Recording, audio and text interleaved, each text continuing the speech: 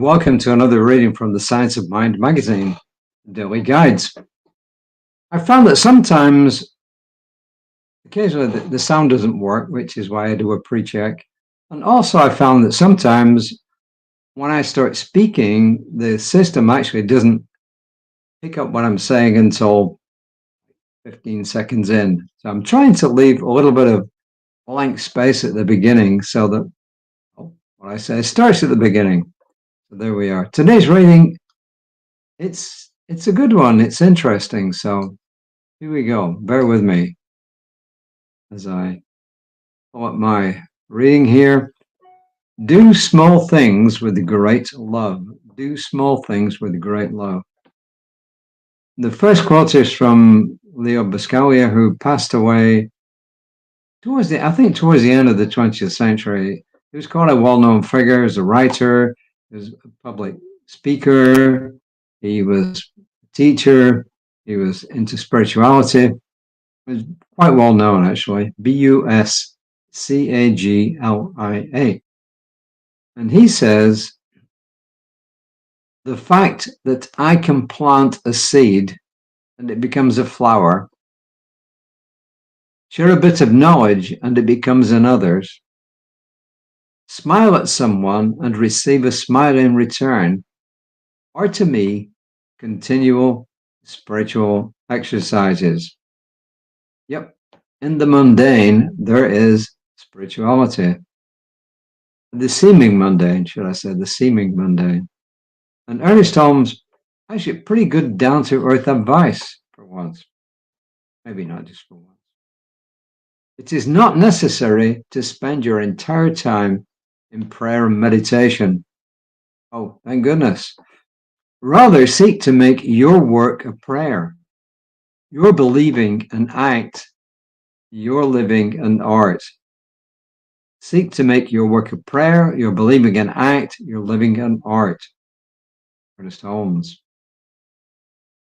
And this is our writer Mary, who says, alongside those who change countless lives with their purpose and passion, there are unsung heroes who use their experiences in simple, humble, everyday ways. Our smallest actions matter. We change the world one by one positive thought, one compassionate action, one prayer at a time, rippling endlessly. We change the world by doing small things with great love.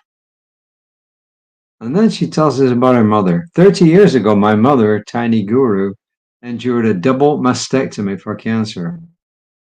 After her physical recovery, Tiny joined a cancer support group where she would share simple spiritual concepts and loving encouragement. As this was before social media, if a woman was worried about her scars and how they might look, Tiny would quietly usher her into a bathroom and show her small things can change lives. Then she goes on to say, a friend of mine drives elderly people to medical appointments in the volunteer ambulance. My yoga buddy, Glennie, sends angel pennants to anyone in her circle who's going through a difficult time. My ex-husband teaches English to Ukrainians over Zoom. My daughter teaches meditation to grade school kids. While raising families, parents offer countless acts of love, filling roles such as teacher, consoler, encourager, spiritual guide, chef, medic, organizer, and warrior-in-chief. The last one, I'm sure my mother excelled at, warrior-in-chief. We each are just doing what we do, being ourselves as we make an offering.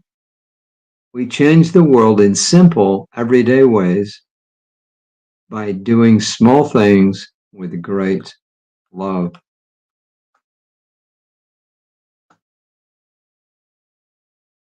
Once again, I think the message speaks for itself. We do when we do small things with the right intention, they produce great results. So we don't have to be the heroes. Yesterday was 9/11. There were loads and loads of heroes who actually went out, risked their lives to try and save people. And that's good. And if that's our job and that's part of what we do, that's fantastic. But the message here is we don't have to all of us be doing that. Some of us, yes, but not all of us. A lot of us, we do small things, but the small things, when they add up, produce great and wonderful results. One way you can think about speaking positively. For instance, yesterday at our Toastmasters, one of the speeches was actually about positive thinking. And the young lady gave real life examples of how stuff changed in her family when, as a family, they went from negative thinking and all sorts of stuff happening to positive thinking and good stuff happening. And she told a story about her mother having to go to the hospital in Hawaii when on the day they were supposed to fly back to the mainland. So the message is pretty clear that we can do small things and eventually make a big impact. There's that old saying, which you've probably heard, right? A butterfly flapping its wings on one side of the world can cause a hurricane or a tornado on the other side. So that's pretty well it for today. I changed the world one positive thought, one compassionate action, and one prayer at a time, rippling endlessly. So we put it out into the sea of thought and it keeps moving. I changed the world one positive thought, one compassionate action, one prayer at a time, rippling endlessly. That's it from me for today. Tomorrow, I'll be back hopefully around about 5 o'clock. My colleague, Reverend Lisa, she'll be on about 9:15 on Creative Life Spiritual Center's Facebook page. And you can catch me on whatever social media you see me on. And I still have to catch up on some of the stuff for tomorrow. I repost a lot of this on different social media. So until next time, take care of yourselves. And I'm knowing the highest and best for each and every person who watches this broadcast. Namaste.